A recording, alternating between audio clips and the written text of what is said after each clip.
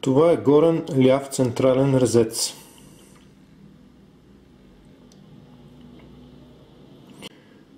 Състои се от коронка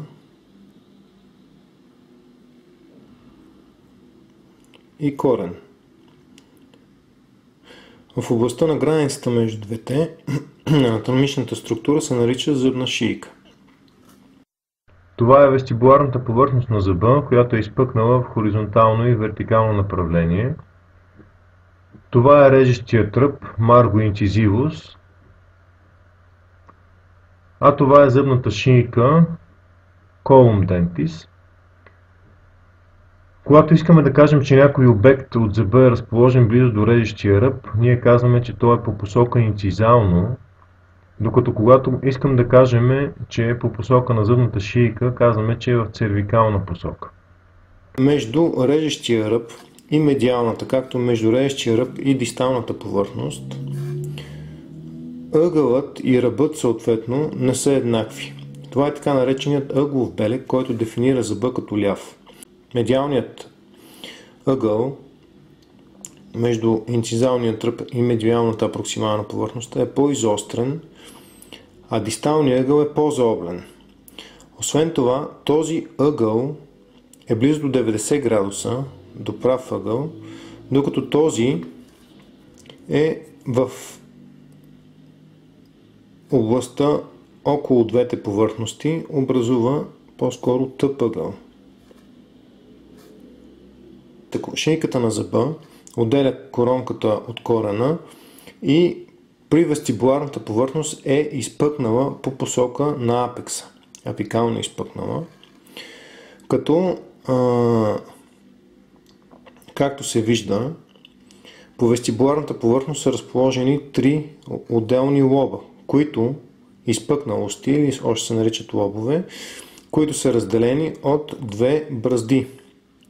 Горе-долу размерът на трите е еднакъв в медиодистална посока.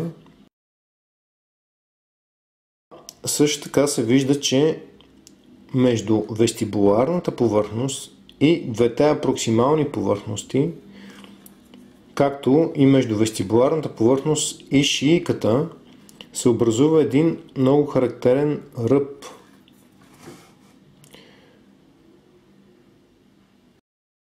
Този ръб се нарича аксиален или вестибулоапроксимален.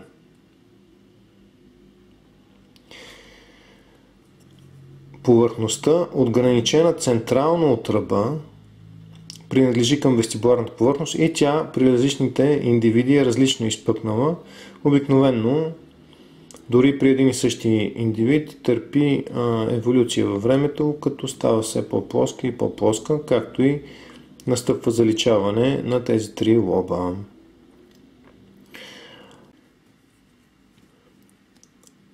Това е медиалната апроксимална повърхност. Това е дисталната апроксимална повърхност. Апроксималната повърхност на коронката е с триъгълна форма на триъгълник, като ако си представим, че се спусна една вертикална срединна линия през апроксималната повърхност, през медиалната повърхност, така и през дисталната, върхът на режещия ръб е приблизително в центъра на тази вертикална среда, малко по-вестибуларно се пада.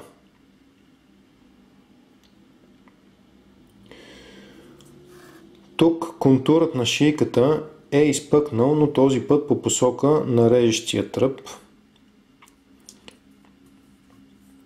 Освен това се вижда и екваторът на вестибуларната и екваторът на лингвалната повърхност. Двата екватора се намират в шиечната една пета от височината на коронката. Ако погледнем зъба пак от вестибуларно, ще видим екватора на апроксималните повърхности. Това е медиалния, който се разполага в инцизалната една трета. Това е дисталния, който се разполага отново в инцизалната една трета, но дисталният екватор е по-цервикално спрямо медиалния.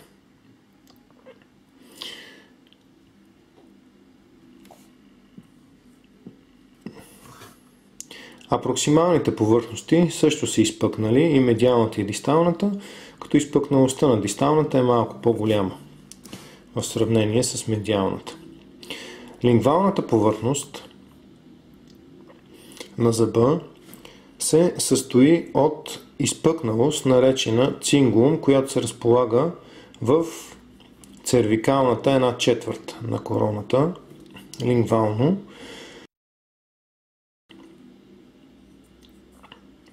Върхът на цингулумът, който се разполага в цервикалната 1/5, определя лингвалният екватор на зъба, а по-надолу, под него, продължават два лингвални ръба – медиален и дистален лингвален ръб, които образуват контура на лингвалната повърхност на коронката, погледната от апроксимално направление. Лингвалната повърхност, погледната от апроксимално, инцизалните 3/4 от контура е длъбнат, а цервикалната 1/4, принадлежаща на цингулума, е изпъкнала. Освен добре изразените медиален и дистален апроксимален ръб, тук се забелязва и съвсем слабо изразен, но видим инцизален ръб, който е по лингвалната повърхност. Тези три ръба, инцизални и двата апроксимални лингвални ръбове, ограждат в длъбната повърхност, разположена лингвално на централният резец. Тази длъбната повърхност обикновено е с най-голяма дълбочина, близо до срединната линия на лингвалната повърхност. Следващата повърхност, това е инцизалната повърхност. При инцизалната повърхност се виждат няколко характерни особености. Едната особеност е, че медиалният вестибулолингвален размер е по-голям от дисталния вестибулолингвален размер на короната, на централния резец. Освен това, вестибуларният медиодистален размер е по-голям от лингвалния медиодистален размер. Наблюдавайки инцизалната повърхност, освен това, забелязваме, че при поставяне на срединна линия цингулумът е разположен съвсем леко медиално спрямо срединната линия. Ако наблюдаваме цервикалната област, ще видим, че тя извива, като в областта на апроксималните повърхности е изпъкнала по посока на реещия ръб, а в областта на вестибуларната и на лингвалната повърхност тя е изпъкнала по посока на кореновия връх или на апекса.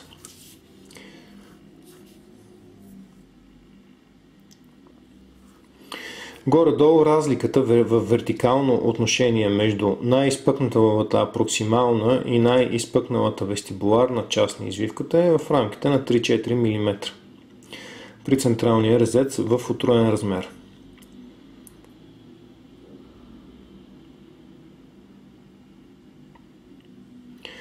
Както се вижда, в областта на шийката има плавна, добре видима, но не много силно изразена и вдълбана граница между кореновата повърхност и коронковата повърхност.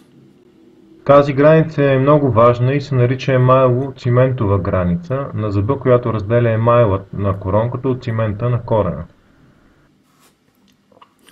От областта на зъбната шийка и границата между коронката и корена, обикновено кореновата повърхност започва вертикално нагоре успоредно или почти успоредно под много малък ъгъл спрямо на длъжната зъбна ос. И това е във всички проекции. Докато обикновено коронковата повърхност е горе-долу между 30 и 45 градуса,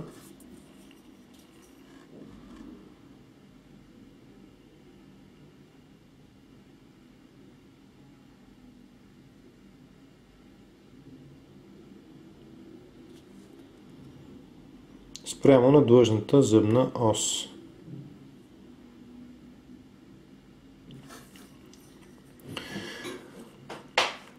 Корена на централният резец както се вижда, е конусовиден и е най-често с кръгло напречно сечение или приблизително кръгло напречно сечение. Освен това, погледнато от вестибуларно и от лингвално, се вижда, че корените са с лека дистална извивка. Този белег се нарича коренов белег и по него пак съдим за това дали зъбите са леви или десни. Обикновено корените на зъбите са извити в дистална посока. Другото характерно на корена е, че оста на корена съвпада с оста на коронката.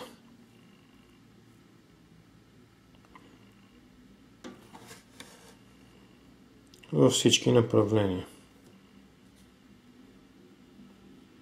Браздите от вестибуларната повърхност се проектират и върху режещия тръп и го разделят на 3 лоба. Режещия тръп е с добре изразен вестибулоинцизален ръб. Добре видим вестибулоинцизален ръб. И обикновено е с дебелина от 2,5 до 3 мм при зъби с отроен размер. Така, много е важно при скулптурирането на горния централен резец е спазване на размерите на зъба.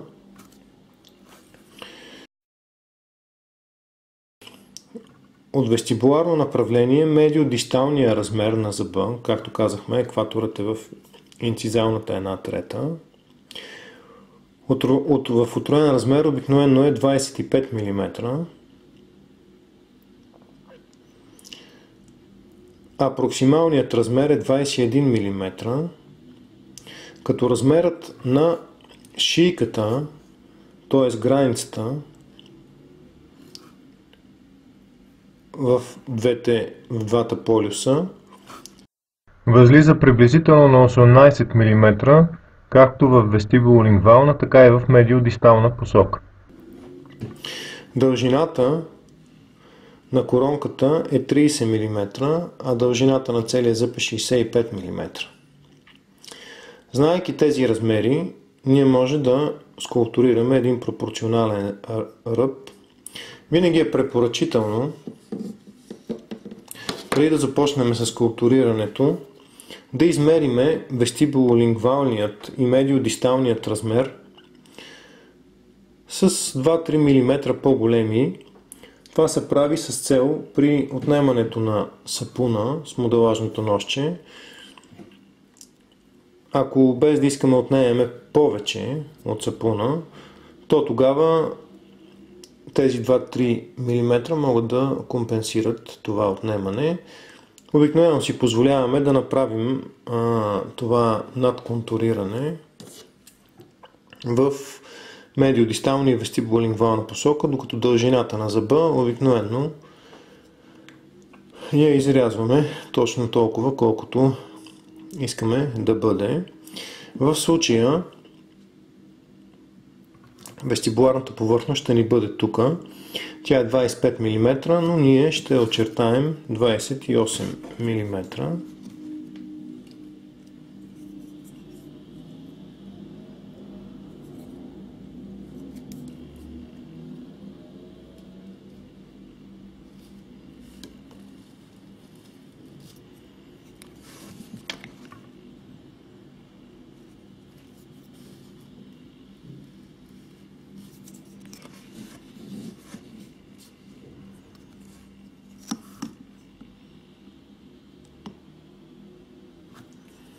След което ще свържем двете измервания, които направихме.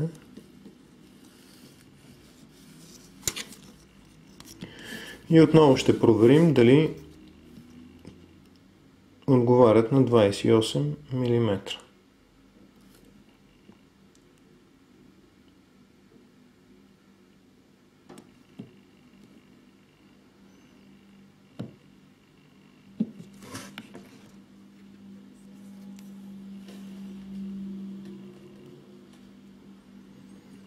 Ако има грешки в очертаването,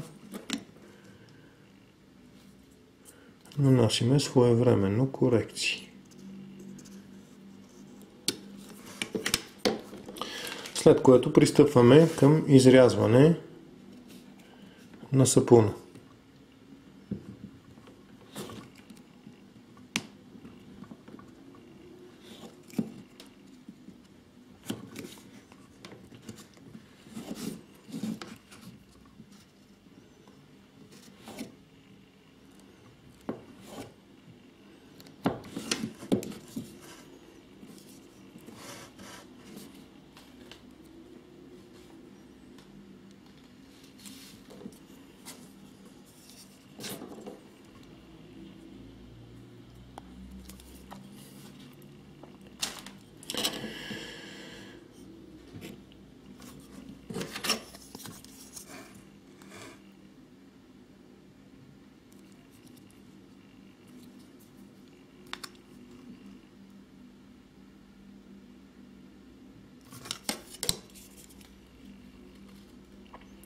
Проверяваме отново.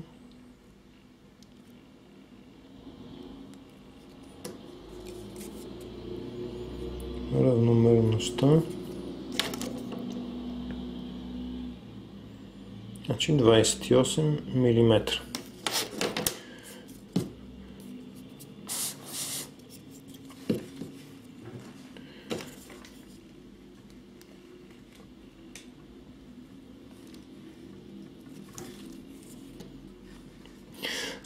След което ще изрежем един тънък слой от двете лица на сапуна.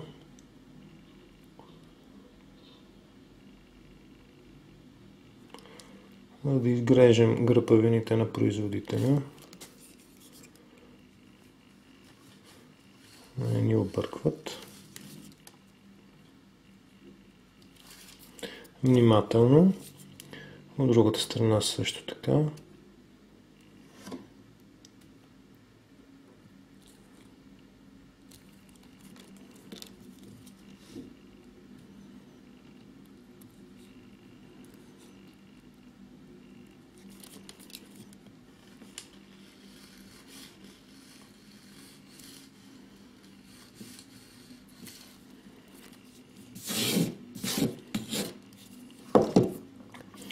След което ще измерим другият размер на зъба.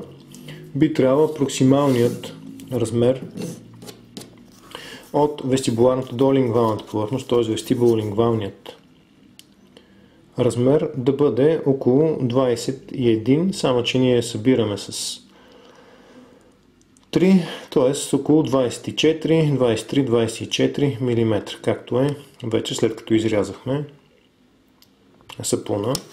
Освен това, дължината му, както казахме, е 65. Ние оригинално ще я запазим 65. Само че ще изрежа, за да хоризонтирам пак долната част. Добре.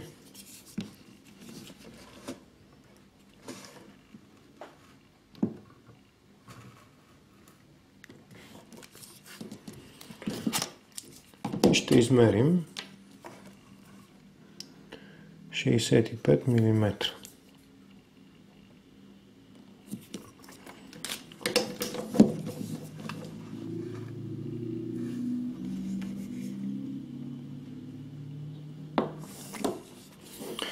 Така. По този начин изрязахме кълъп от сапуна, който е с размери в вестибулолингвална и медиодистална посока, малко по-големи от зъба, който ние искаме. Тук ще бъде вестибуларната повърхност. Съответно, тя трябва да е 25, ние изрязахме 28 мм. Тук ще бъде апроксималната повърхност, която трябваше да бъде 21 мм, ние изрязахме приблизително 23-24 и съответно височината на зъба оригинално 65 мм, колкото изрязахме. Остава само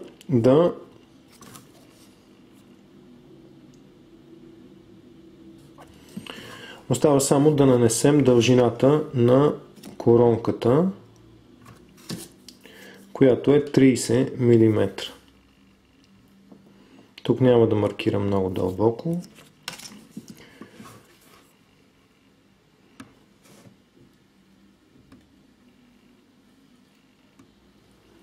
но това са 30 мм. Ще започнем с изрисуване първоначално на вестибуларната повърхност на зъба. И така, тук ще си припомним правилата, които говорихме за него. Медиалната повърхност, медиалният екватор е по-ниско, той е по-близък до 90 градуса. Така, нещо, което пропуснах.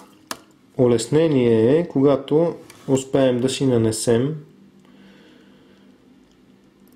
вертикална срединна линия. По този начин обикновено рисунките ни върху сапуна се получават по-точни. Така. И сега, химикалката не пише много лесно върху сапуна, затова с малко по-лек натиск рисувам.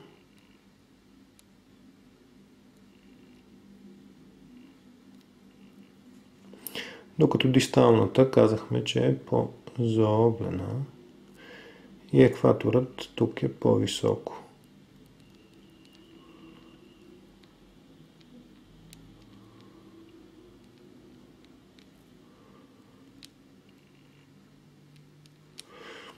Така, както забелязвате, на две места, точно в областта на екваторите, контурът на зъбът изчезва.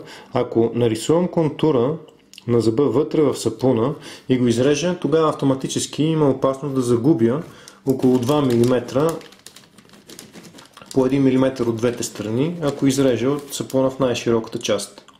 А ние не искаме това, защото още тук загубим 2 мм. Наистина зъбът е начертан с 2 мм по-широк, но по-нататък може да стане още по-тесен. Както казахме, шийката е приблизително 18 мм. широка. Само че ние ще я направим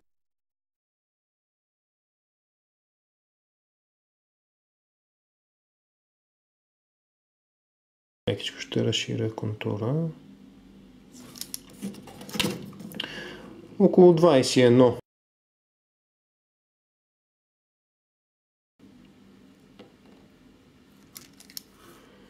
Ето така.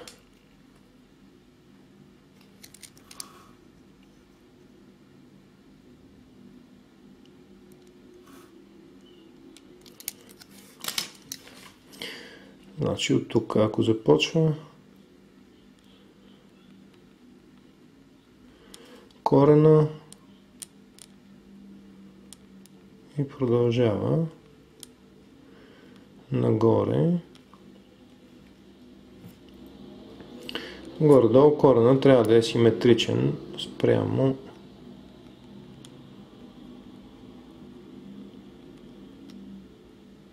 срединната равнина.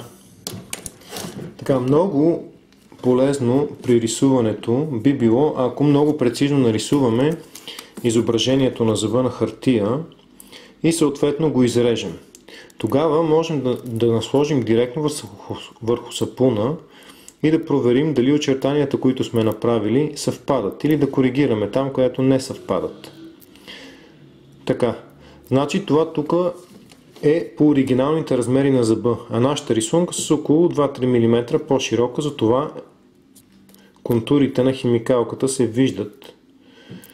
Контурите на химикалката добре се виждат спрямо рисунката. След като проверихме, че всичко е наред, можем да пристъпим към изрязване на излишните части от сапуна. Обикновено започваме с режещия ръб. Когато нанасяме разрези, винаги много внимаваме и се стараем те да са абсолютно вертикални, а не в едната или в другата посока, защото тогава изрязва вестибуларната повърхност ще бъде различна от лингвалната, когато обърнем сапуна обратно. За сега ние не искаме да се получава този ефект. Продължаваме нататък.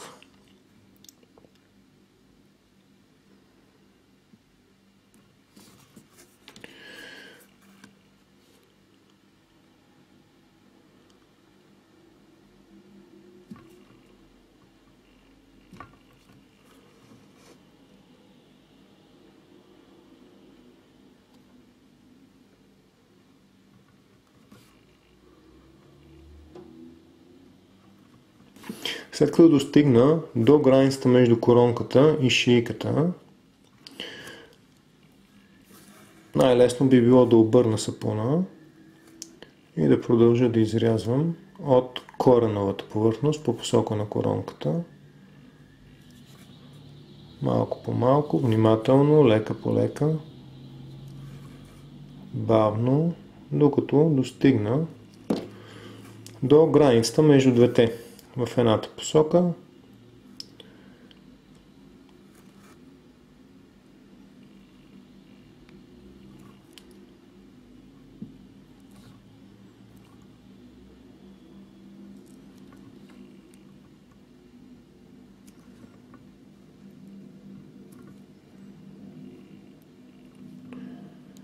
пак повтарям, хубаво е да се внимава, като се реже, да е вертикално.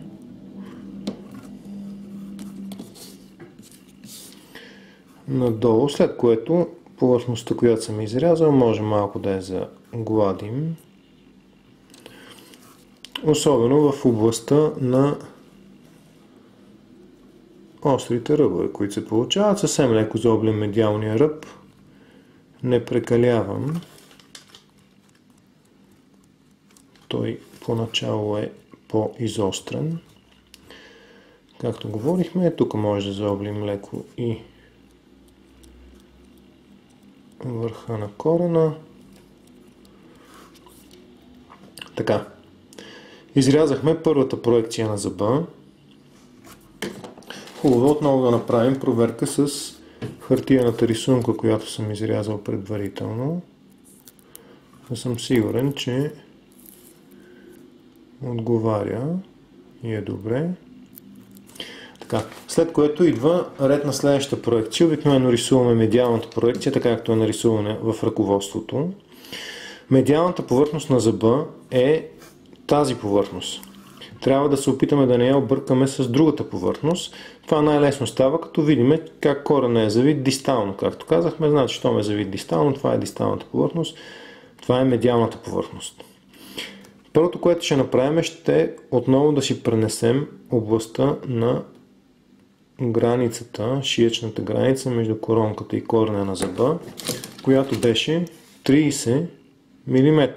Проверявам отново. Така. Тук отново разумно би било да си очертаем преди началото на рисуването една срединна линия.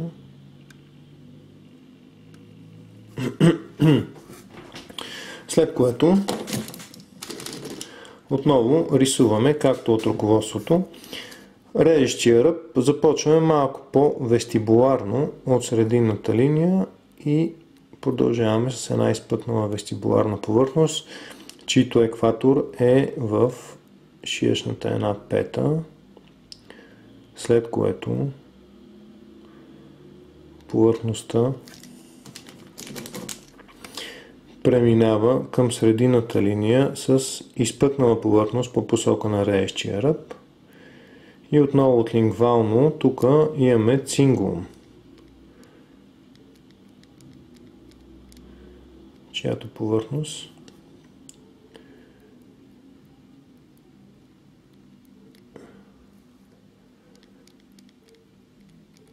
също изчезва в контура на зъба, появява се вече в длъбнатата апроксимална повърхност. Тук ще ни направи впечатление, че размерът на корена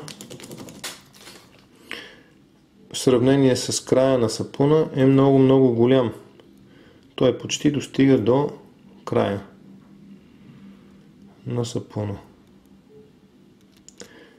и върви симетрично нагоре, като в апекса, апикална посока, се стеснява. Така, тук имаме рисунка на медиалната повърхност отново, която можем да насложим, за да сме сигурни, че тя също е по-широка, сравнително равномерно. Лингвалната повърхност е малко по-широка от действителната по рисунката, както се вижда. докато вестибуларната повърхност и повърхността на корена е добре. Така че лингвалната повърхност можем да направим малко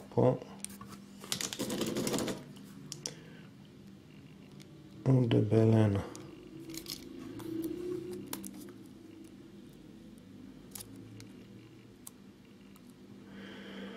Ето така.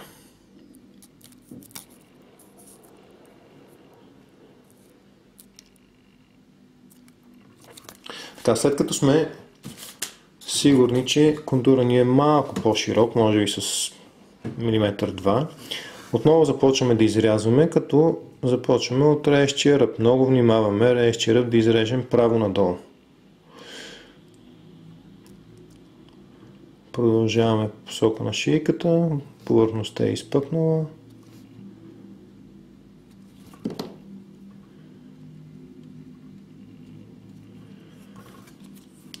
Тук има може би около 1 мм вдълбаване с ножчето и не вдълбаваме повече, продължаваме с лингвалната повърхност.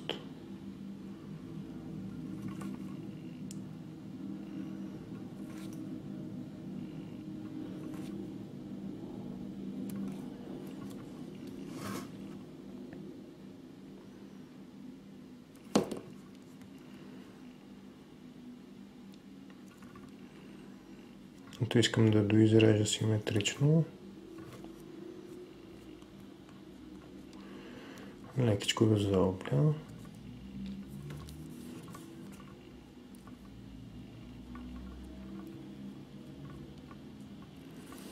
И отново тук, в областта на шийката, ножчето потъва не повече от 1 мм. След което започваме да изрязваме и кореновата повърхност от апекса по посока на шийката на зъба, обратно, в обратна посока, да се срещне с този 1 мм, който засякахме от лингвално и от вестибуларно, от двете страни на шиечната част на короната.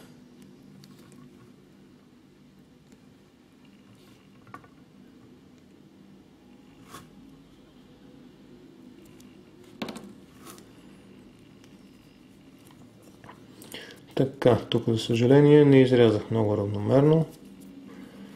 Това предполагам ще успея да го коригирам в по-късен етап. Така, в този начин изрязахме и апроксималната повърхност.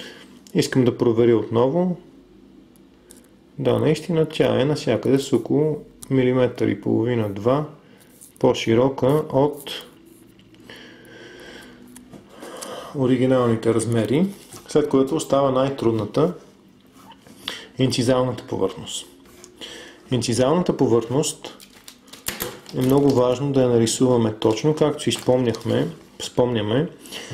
Медиалният вестибулолингвален размер е малко по-широк от дисталния. Ако сме забравили кое е медиално и дистално, веднага си преговаряме с извивката на корена. Така, значи това е медиалният, той е малко по-широк от дисталния и вестибуларния е по-широк от лингвалния. В такъв случай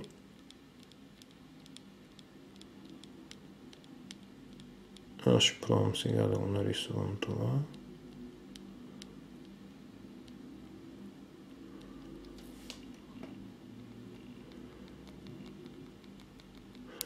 Освен това, контура на цингулума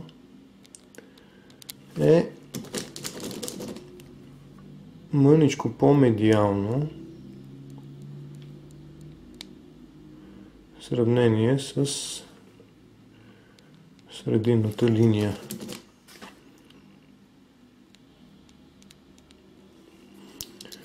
Така. Значи, много е полезно да се изреже инцизална проекция, която ние да съпоставим.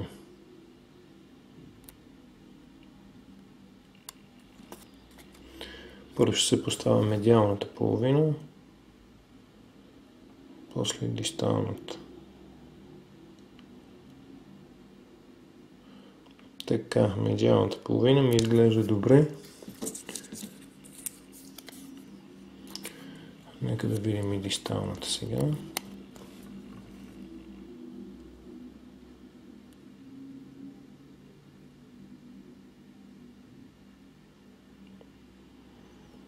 Да.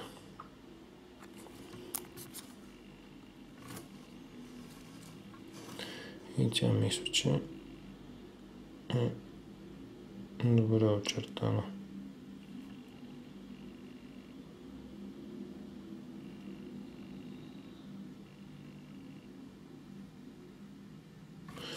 От лингвално мога съвсем леко да разширя очертанието.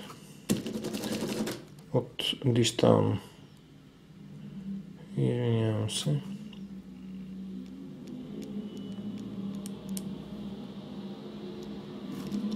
Така, като се вижда, тук контурите също изчезват в четирите посоки, за да не изрежем по-малки контури, след което продължаваме с изрязването.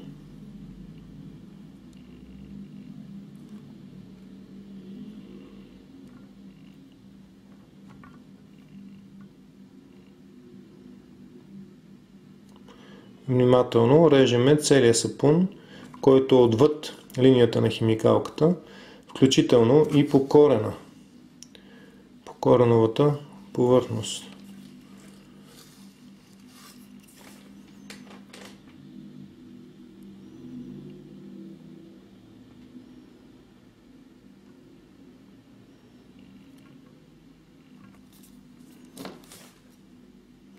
След което може леко да загладиме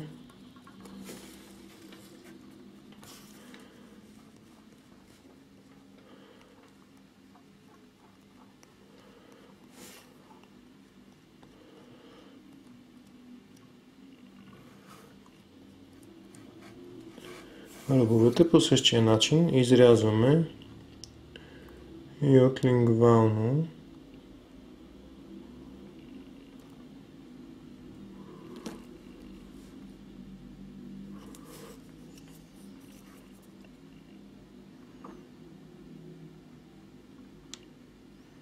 Внимателно.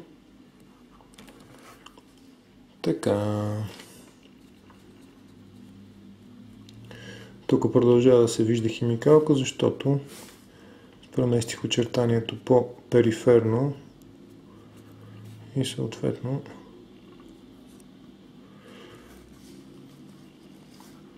се запази.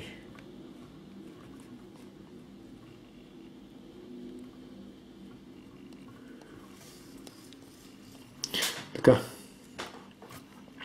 Това е най-трудната проекция.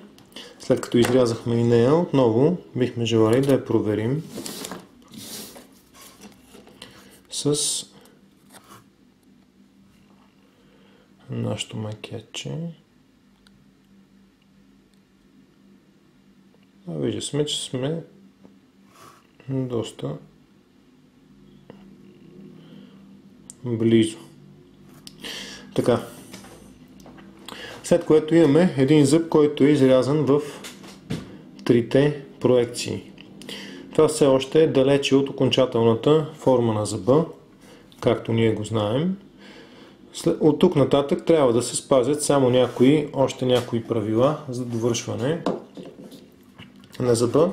Нека на първо време да си очертаем нивото на границата между коронката и корена, т.е. областта на шийката.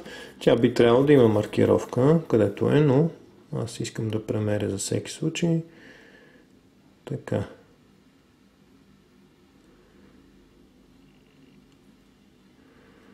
Е 30 мм.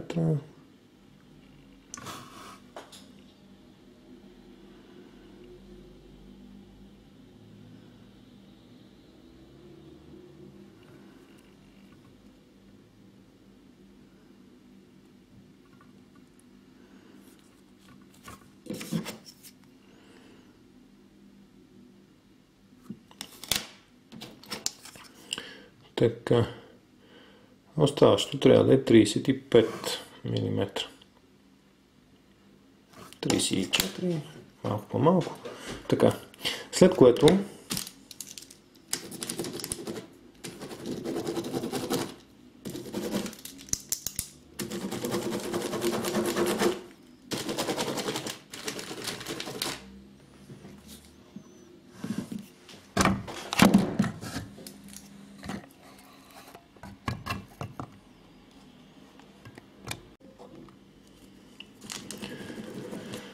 бих искал отново да си означа от вестибуларно контура на шийката, така както я бях нарисувал, но след изрязването се загуби.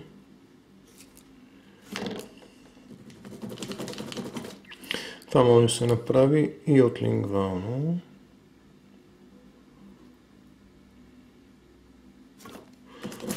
Другата химикалка ми свърши.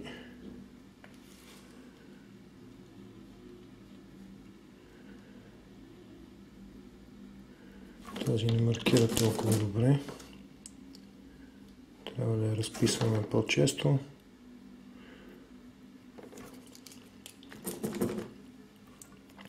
От апроксимално по същия начин тук е нарисувано. Тук само леко ще довърша.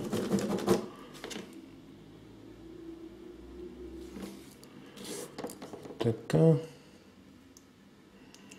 По същия начин. От дисталната повърхност, където не съм рисувал.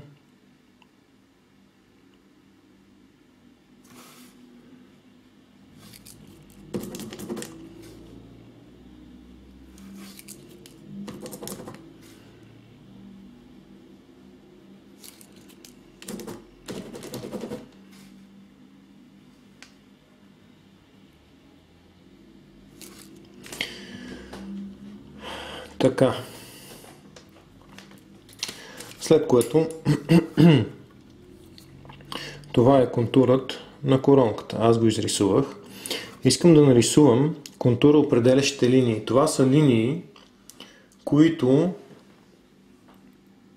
образуват контура на зъби, от които не трябва да се отнема.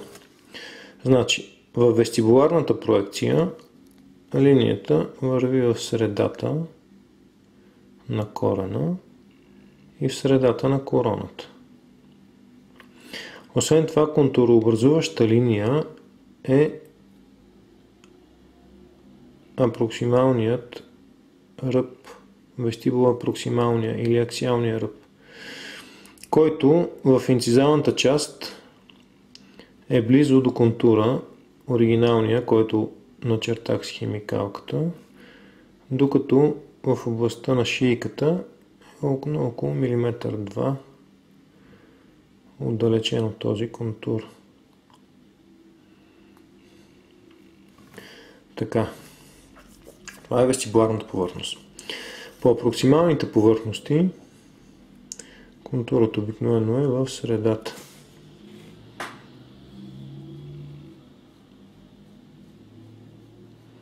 Вертикално.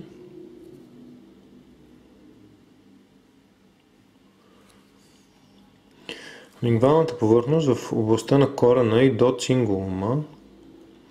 Тези линии трябва да се знаят наизуст, не спазват някаква логика, просто се научават наизуст, като тук върват по двата ръба. Те не са в средата, средата е в долната повърхност.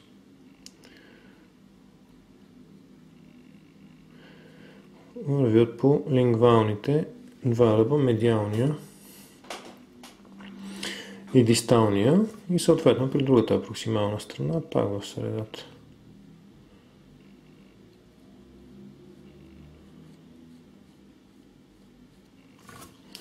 Така.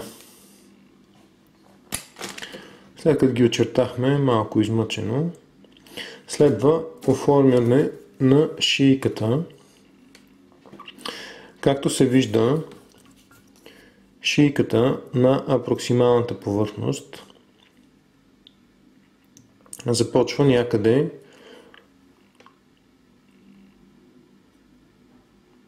шийката на апроксималната повърхност, линията с химикалка, и шийката, която е от вестибуларната повърхност, се разделя. Това е защото има едно преминаване по 45 градуса, затова ние ще зарежем една повърхност, която е между върха на носчето, ще се движи между двете линии.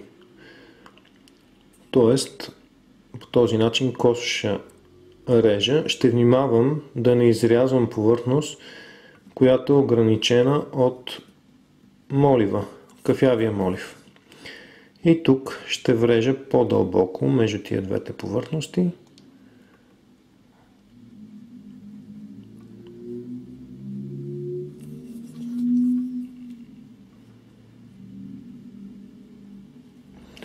докато не достигна срединната линия, където пак има кафява срединна повърхност, около която ще се прехвърля от другата страна. Пак между двете химикалкови линии, като разбира се ще изтрие химикалката после. Тя не е контурообразуваща линия.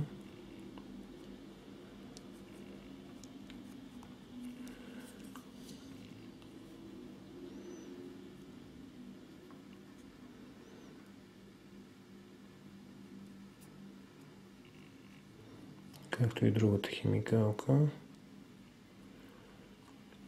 Тук в центъра съвсем леко минавам, просто колкото да махна молива. Молив няма да остава.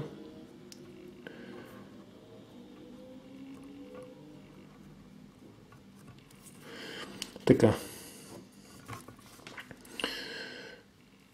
Ето сега, както виждаме, този ръб е прекалено изпъкнал и въпреки че е контурообразуваща линия, много внимателно ще го изрежа. Ето защо си отрязах сапуна малко по-широко, за да може, ако се наложи, изимам от контурообразуващите линии, веднага размера ми пада. Така, по същия начин продължавам и от лингвално.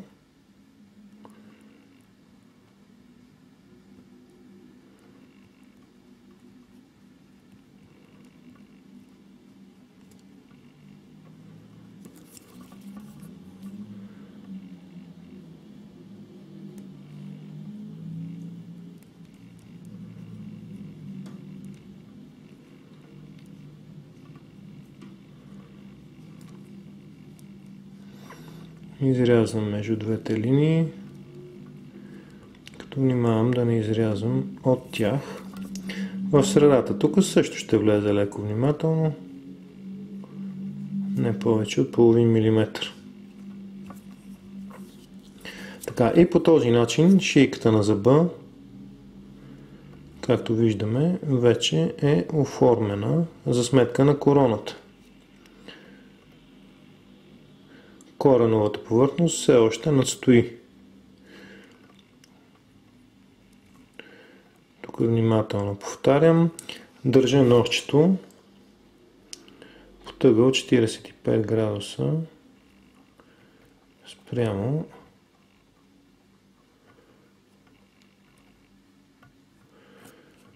повърхността на сапуна. Така. И сега тези линии вече не ни трябват, няма да ни ориентират. Много внимателно с тъпата част на ножчето ги отстранявам и като цяло заглаждам повърхността. Така, тук от вестибуларно трябва да направим така, че реещия тръп да е леко изпъкнал в вестибуларна посока.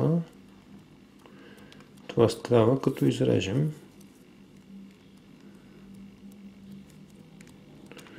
малко от вестибуларната повърхност. Тя ще стане по-изпъкнала по този начин.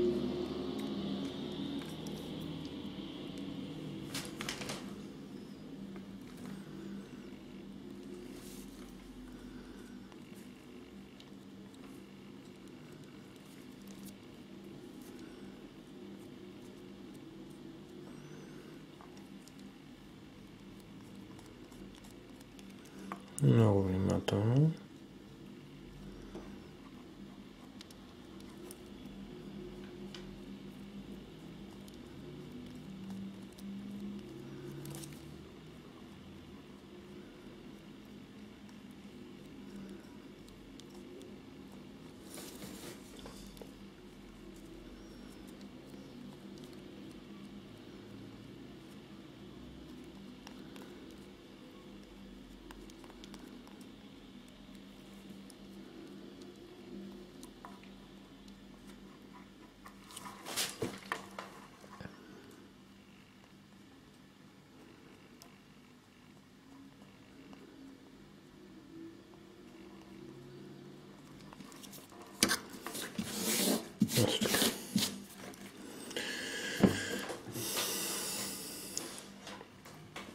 Така, след което формата на коронката много доближава до окончателната.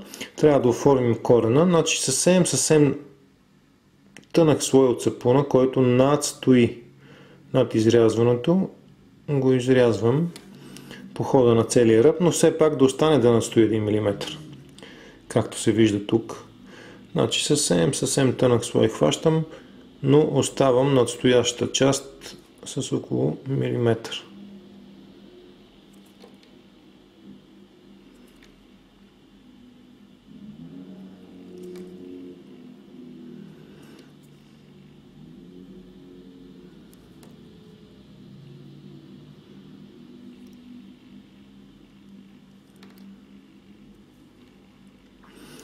След което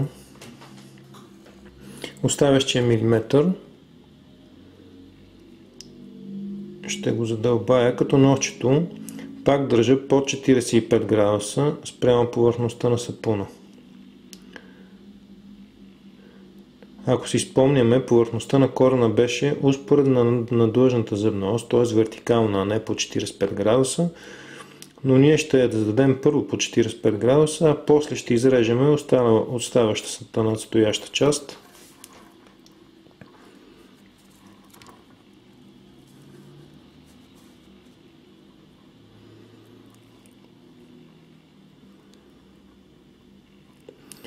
Както виждате, опитвам се да внимавам да не дълбая повече от необходимото.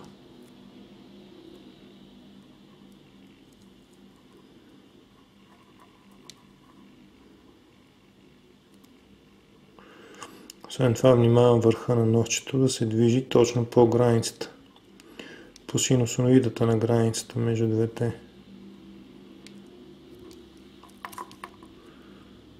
Ето така. За да не променим контура.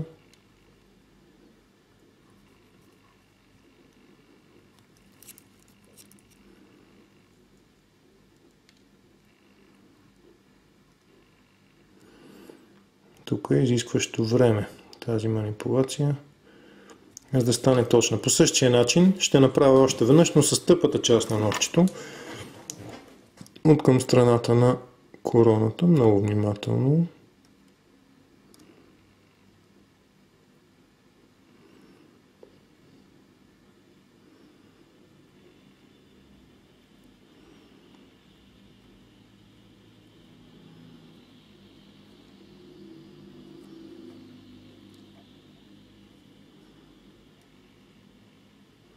Тук почти не дълбая. С тъпата част много внимателно, просто колкото да загладя границата, не повече. Тя вече се вижда много добре. И сега това, което оставя да направя, пак с тъпото на ножчето, е да направя кръгло напречно сечение на този корен. В момента той има множество малки ръбчета. Ще изгладя молива.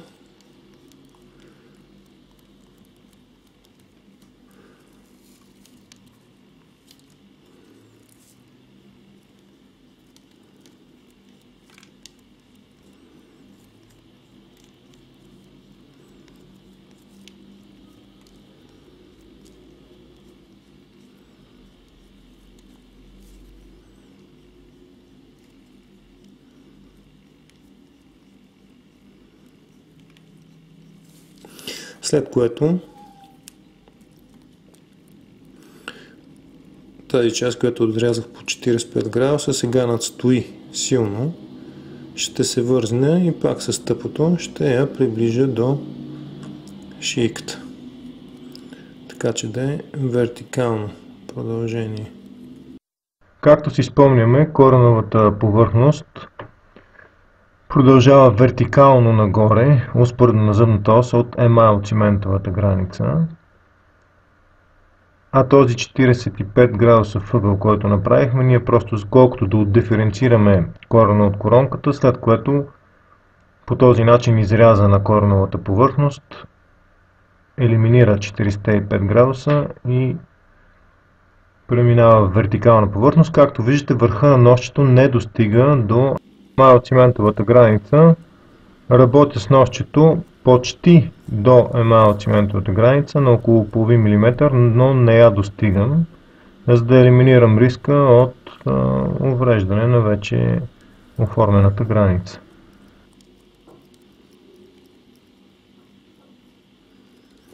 Може би да натискам тук малко повече, но работя с тъпата част на носчето, за да не стане някаква грешка. Без да искам да отрежа повече.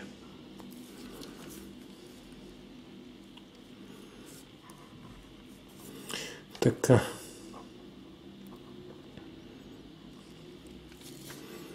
Да. Почти сме готови. Може още веднъж тук да си дефинираме границата.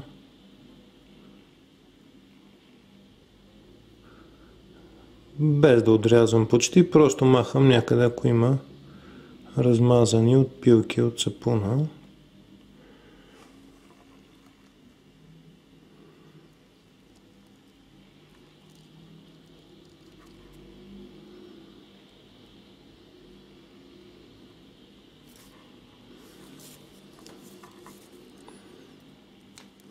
Дозаглеждам тук, ако се налага. Оглеждаме отново.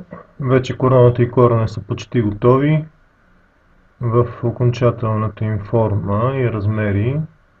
Тук там е някъде, ако има малко по-големи гръпавини, както ние ги наричаме, макрогръпавини, могат да се загладят.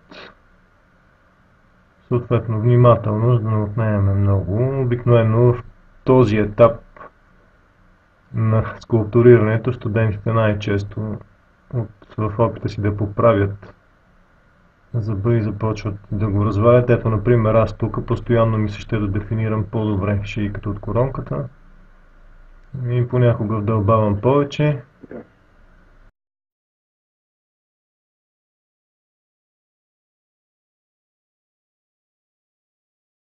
Вестибуларната повърхност на зъба, както говорихме, може да бъде налобена, ако това е зъб на млад индивид. Тоест, ето тук горе-долу разделяща на три равни части медиодистално вестибуларната повърхност, мога да създам едни бръзди. Така, трябва много да се внимава. Бръздите обикновено не са много дълбоки. И обикновено са по-дълбоки в областта на реещия ръб и по-плитки по посока на шиешна част.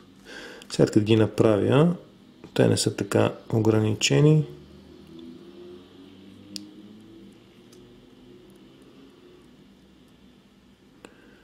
Аз ще ги отворя малко.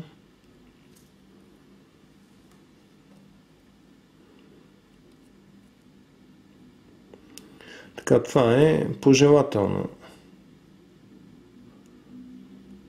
да се направи, ако се прецени, че времето е малко, може и да се избегне това оформяне.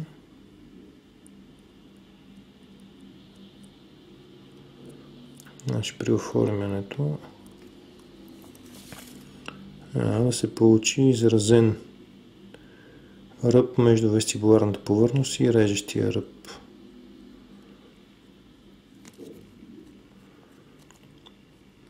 Както се вижда, линиите почти се загубиха. Не трябва да се видим много ясно.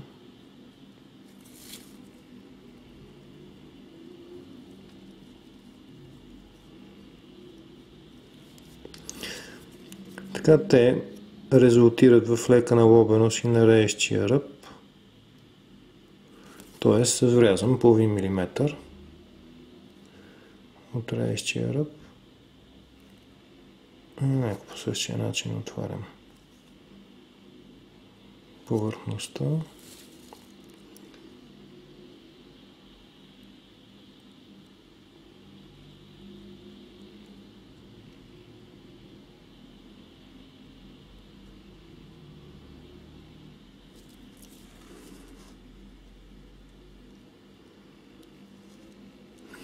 Дисталната повърхност беше по-заобрената. Внимателно дооформяме повърхността, заглаждаме гръбавини, отваряме, ако се налага, бръздите в сметка на околната повърхност. Те не трябва да са явно изразени и видими, леко загатнати. Както виждаме, вестибуларната повърхност стана по-плоска от необходимото, което е грешка. Така, от лингвално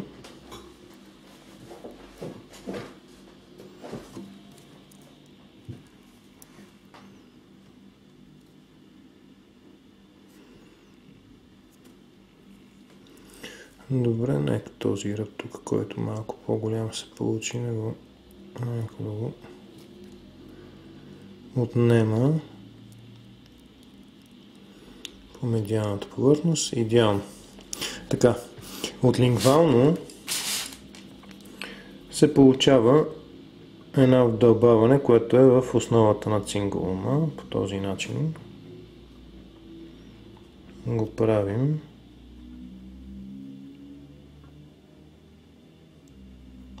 Съответно, много трябва да внимаваме да запазиме двата ръба от двете страни, защото те са контурообразуващи. Съответно, затова, за да съм по-сигурен, ще почна от средата да вдълбавам и лека по лека ще се придвижа към периферията, без да засягам областта на реещия ръб.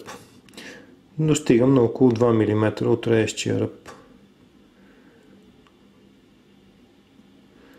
И внимавам периферно, като пренасям, да не засегне и двата периферни ръба. Ето така.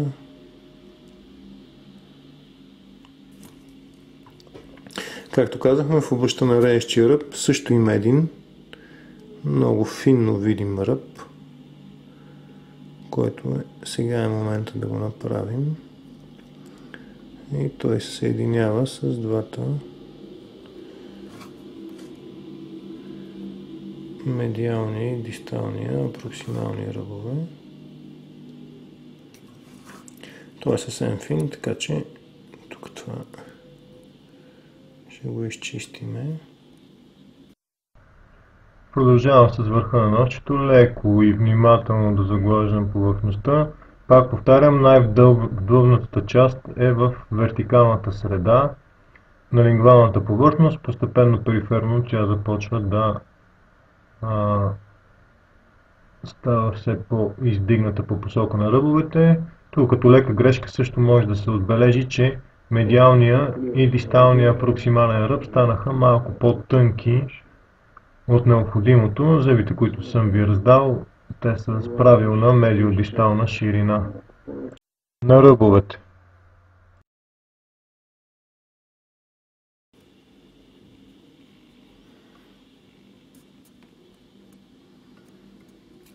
Тук вдълбавам. Вдълбаването трябва да направи една малко по-ниска повърхност, т.е. погледната периферно, този ръб на цингулума трябва да е по-висок, отколкото ниската точка на вдълбаване, съвсем леко.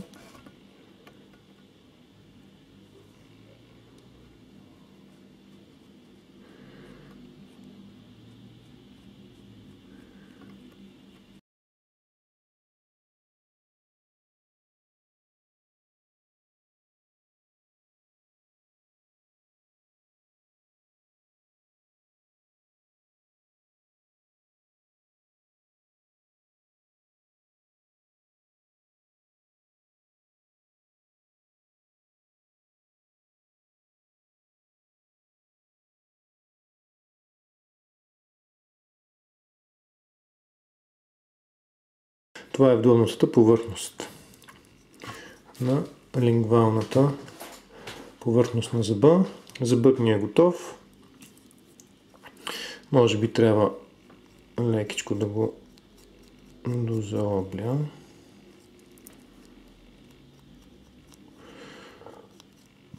А може би и не, като се полира, ще се заобли. Допълнително мисля, че големи гръбавини нямам.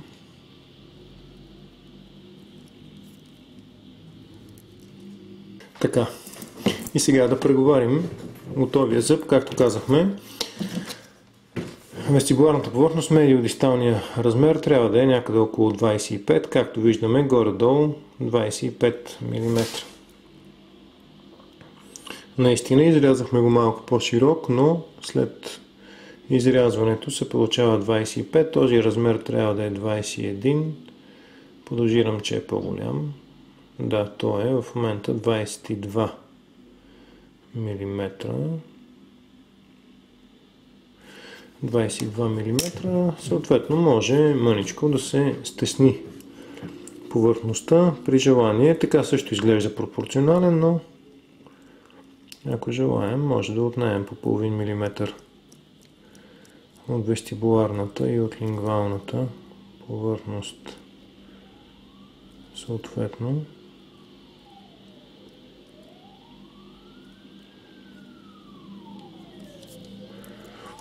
ето така, по този начин вестибуларната повърхност ще изглежда малко по-изпъкнала.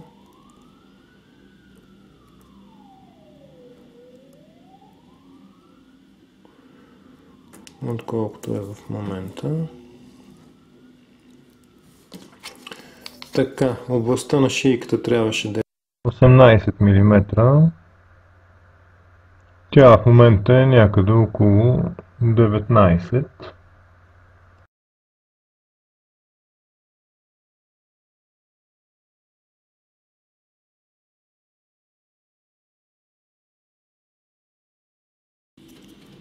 мм. Можем да я приберем.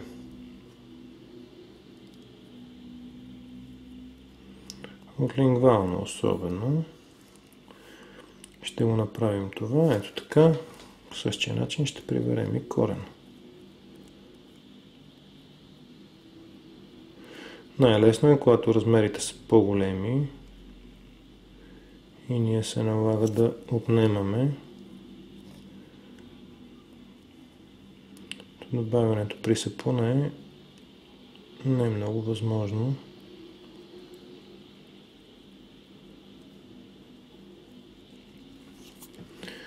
Ето така. Нека да проверим тук. Тук обикновено е нормално. 18.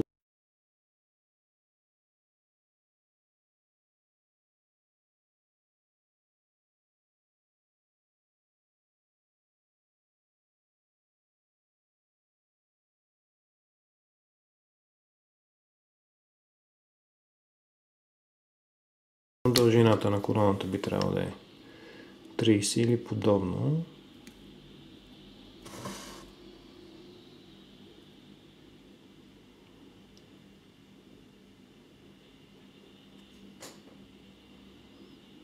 Да. Така, корена би трябвало да е 35 или 34, както го измерихме. Не, 35 е. Правилно сме го мерили.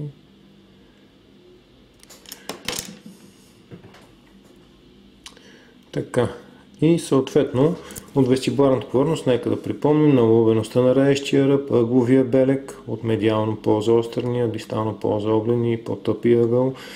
Вестибул, апроксималният ръб, който е на лице при този зъб, се вижда добре, отграничава вестибуларна повърхност, която е с различна степен на изпъкналост, от апроксимални две повърхности, медиална и дистална, които са с триъгълна форма.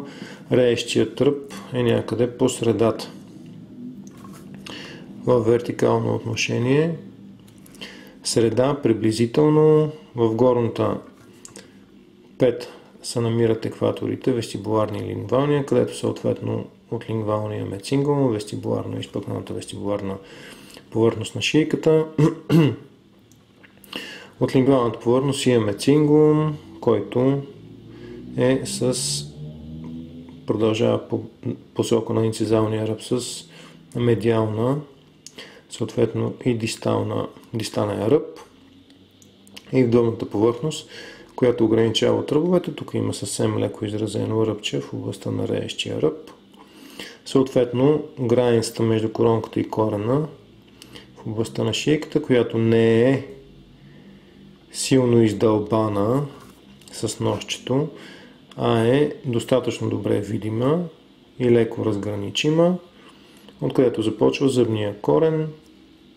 Зъбния корен е горе-долу малко по-дълъг от коронката при централния разведец, извит е дистално и е с окръглена повърхност. С леко окръглена повърхност.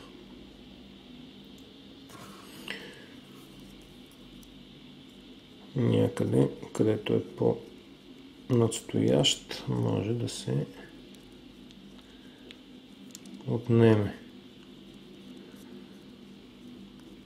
от кореновата повърхност, след което, докато сапунът е още пресен и не е изсъхнал, можем да се опитаме да го полираме. Това обикновено става с памучен плат. Обикновено ползваме някаква стара или не чак толкова стара тениска, в която в пръстите си започваме да гладиме сапуна и той малко по малко се изглажда. Съответно не трябва да стискаме много и да заглаждаме по посока, запазвайки ръбовете. Ако започнем да изглаждаме с движение през ръбовете, те ще се загубят. Защото все пак, освен изглаждането, сапуна леко се деформира пластично и можем да развалим нашия моделаж, затова трябва да внимаваме. Ето сега вестибуларната повърхност до ръба, от ръба нагоре.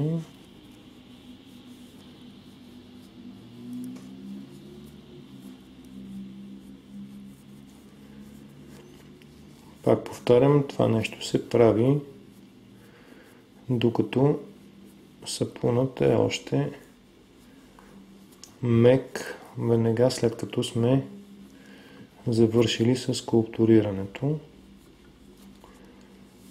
После, след като се втвърди сапуна, обикновено много по-трудно да се заглади по този начин. Може да отделиме между 15 и 20 минути на тази процедура, защото става бавно, без да натискаме много. Ако опитаме да избързаме и да натискаме, може да си развалим работата. Така че съвета ми е, бързайте бавно.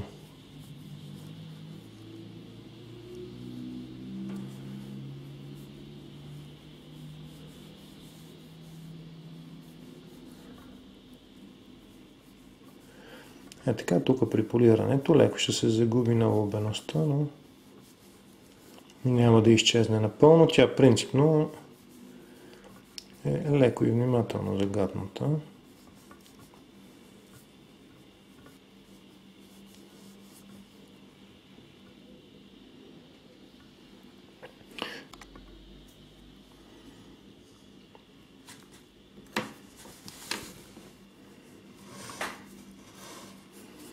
Включваме се на живо отново след 15 минути полиране.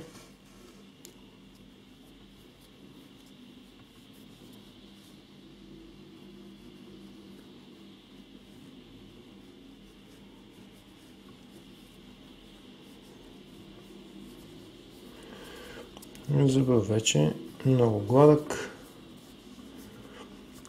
Сапуна малко и се стопли от топлината на пръстите. И след 10-та минута става по-податлив на полиране.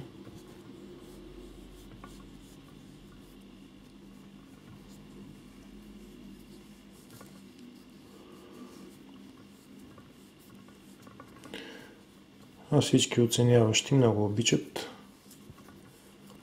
красиви полирани зъби.